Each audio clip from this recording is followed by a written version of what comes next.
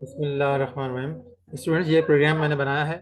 ये वही प्रोग्राम है जो कि हमने सुबह क्लास में डिस्कस किया था। ये हमसे कह रहा है एंटर टोटल मार्क्स। अगर हम कहते हैं कि टोटल मार्क्स जो है वो 100 हैं और 100 लेके मैं एंटर करता हूँ। अब ये मुझसे पूछता है कि एंटर मार्क्स ऑब्टेन, आपने कितने मार्क्स ऑब्टेन किए। तो हमने कहा कि भाई मार्क्स ऑब्टेन किए हैं 33, जस्ट पासिंग मार्क्स लिए हैं। तो ये कह देता है congratulation, you are pass, goodbye. ठीक है।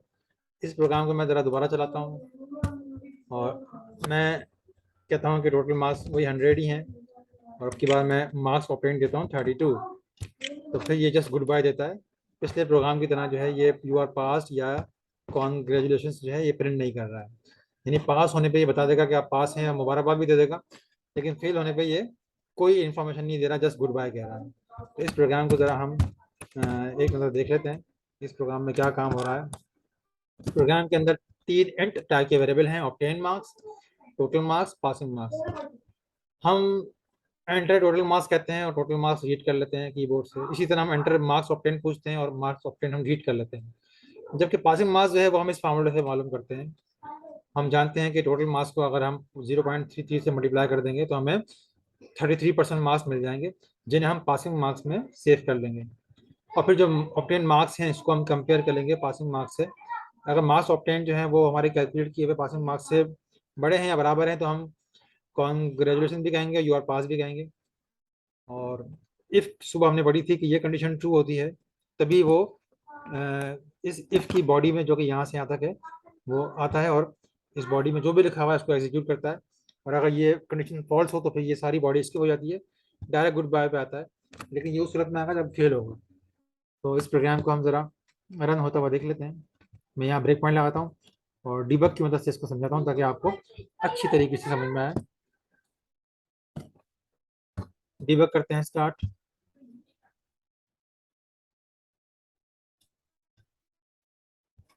ये डिबग स्टार्ट हुआ है।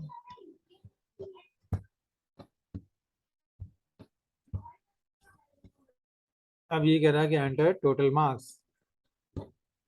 ये लाइन प्रिंट होगी और ये हमसे सी इन करवाएगा टोटल मार्क्स।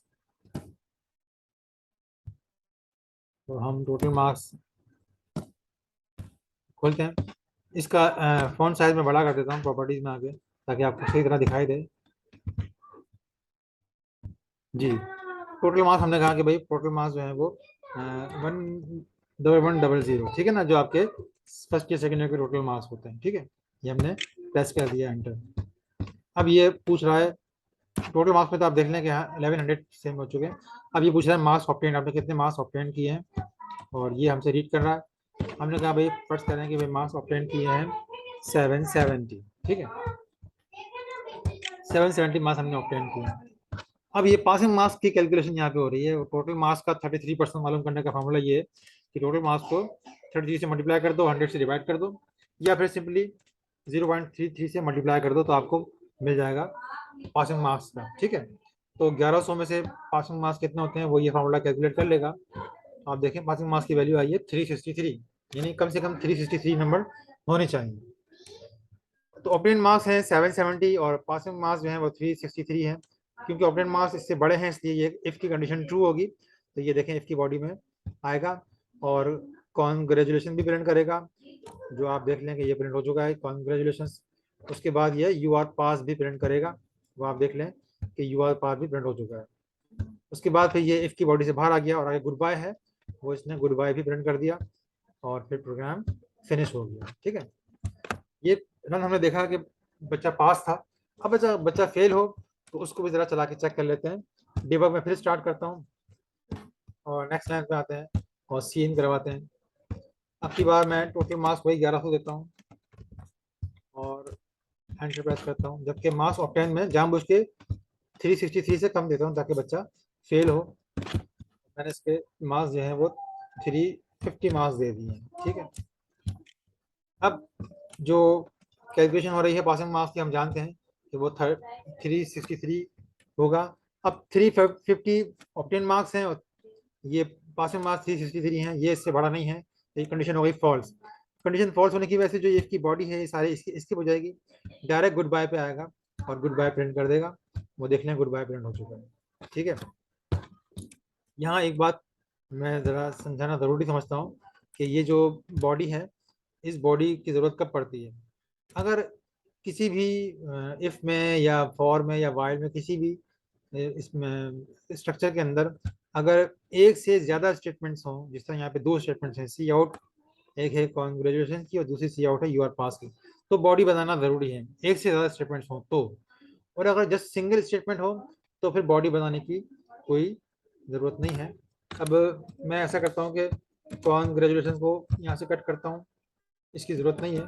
ठीक है, just you are pass print करता हूँ, और क्योंकि जस्ट एक सिंगल लाइन है तो फिर बॉडी बनाने की ज़रूरत भी नहीं है। देख लें, जस्ट सिंगल लाइन होने की वजह से मैंने कोई बॉडी नहीं बनाई है। बॉडी का मतलब ये है कि मैंने कर्ली ब्रेसेस का इस्तेमाल नहीं किया है। अब भी ये प्रोग्राम बिल्कुल सही चलेगा। इस प्रोग्राम को हम कंपाइल करते हैं और इस प्रोग्राम को रन करते हैं। इसने कहा कि टोटल मार्क्स कितने हैं, हमने कहा 100 टोटल मार्क्स हैं। और इसने कहा मार्क्स कितने ऑब्टेन किए, हमने कहा कि मार्क्स 60 ऑब्टेन किए हैं। तो इसने कह दिया यू आर पास और साथ में गुड बाय भी प्रिंट कर दिया।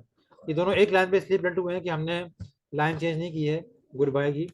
अगर हम गुड बाय से पहले बैकस्लैश एन लगाएंगे तो फिर गुड बाय की लाइन भी चेंज हो जाएगी। अच्छा, अब यहाँ आप इस प्रोग्राम को अगर फेल वाला भी चेक कर लें कि फर्ज करें कि 100 टोटल मार्क्स हैं और बच्चे के मार्क्स जो हैं वो आए हैं 10, ये बच्चा फेल होगा। तो उस सूरत में जस्ट गुड बाय प्रिंट हुआ है और ये जो यू आर पास वाली जो लाइन थी वो स्किप हो गई। ठीक है, अच्छा अब मैं यहाँ पे वो जो मैंने कॉन्ग्रेचुलेशन था जिसको मैंने कट किया था वो मैं दोबारा यहाँ पे पेस्ट कर देता हूँ। ठीक है, कॉन्ग्रेचुलेशन को मैंने यहाँ पे पेस्ट कर दिया है। ठीक है, अब ये बात ध्यान में रहे कि कॉन्ग्रेचुलेशन जो है ये मैंने यहाँ लिख तो दिया है लेकिन मैंने इफ की बॉडी नहीं बनाई है, मतलब कर्ली ब्रेसेस का इस्तेमाल नहीं किया है। तो ऐसा करने की वजह से जस्ट यही इफ की बॉडी का हिस्सा है, ये इफ की बॉडी का हिस्सा नहीं है। भले इसको आप आगे लिख दें या पीछे लिख दें, इससे कोई फर्क नहीं पड़ेगा। इसको इफ की बॉडी बनाने के लिए जरूरी है कि ये कर्ली ब्रेसेस के अंदर आए, नहीं तो ये सिर्फ एक ही स्टेटमेंट जो है वो इफ की बॉडी में होगी, बाकी उसके बाद जो भी है वो इफ की बॉडी से बाहर होंगी। तो इस प्रोग्राम को अगर मैं कंपाइल करता हूँ और रन करता हूँ और मैं कहता हूँ कि टोटल मार्क्स जो हैं वो 100 हैं और बच्चे के जो है वो मार्क्स आए हैं 50, तो उस सूरत में इसने कह दिया यू आर पास और इसने कॉन्ग्रेचुलेशन भी प्रिंट कर दिया है। ठीक है, और गुड बाय भी प्रिंट कर दिया है। ठीक है, ये तो इसलिए चला कि लूप की कंडीशन ट्रू थी, बाकी ये दो चीज़ें इसलिए चली हैं क्योंकि ये लूप से बाहर थी। ठीक है, मैं कॉन्ग्रेचुलेशन से पहले भी बैकस्लैश एन लगाता हूँ ताकि लाइन चेंज प्रिंट हो। अब अगर मैं इस प्रोग्राम को दोबारा चलाता हूँ और मैं कहता हूँ कि भाई बच्चे के मार्क्स जो है वो पासिंग मार्क्स नहीं आए, बच्चा फेल हो गया, उसने जस्ट 20 नंबर लिए, तो देखें ये कह रहा है कॉन्ग्रेचुलेशन गुड बाय। इसने ये तो प्रिंट नहीं किया कि आप पास हैं, लेकिन इसने कॉन्ग्रेचुलेशन प्रिंट कर दिया है। और वजह मैं आपको बता चुका हूँ कि क्योंकि इफ की बॉडी में जस्ट ये वाली सी आउट है, ये वाली सी आउट नहीं है, इसलिए सिर्फ यही स्किप हुई है इफ कंडीशन के फॉल्स होने पे, बाकी जो कुछ भी लिखा हुआ है वो सारा एग्जीक्यूट हुआ है। तो इस प्रोग्राम को आपने चलाना है घर में और इसको प्रैक्टिस करना है।